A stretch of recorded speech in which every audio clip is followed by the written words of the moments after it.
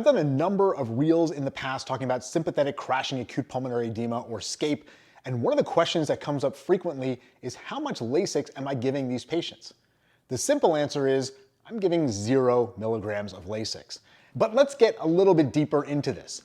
There's good data telling us that only about 50% of patients who present with acute decompensated heart failure have volume overload. This is really an issue of fluid shift. That big sympathetic tone clamps down the splanchnic circulation, brings more of that blood into the central circulation, and so it's really fluid shifting, not fluid increase.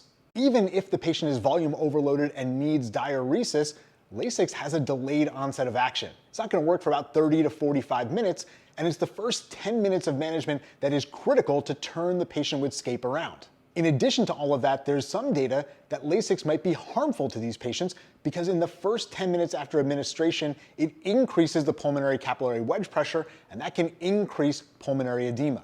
The best approach in patients with SCAPE is to be aggressive with your nitroglycerin and non-invasive ventilation to turn off the sympathetic tone and stabilize the patient.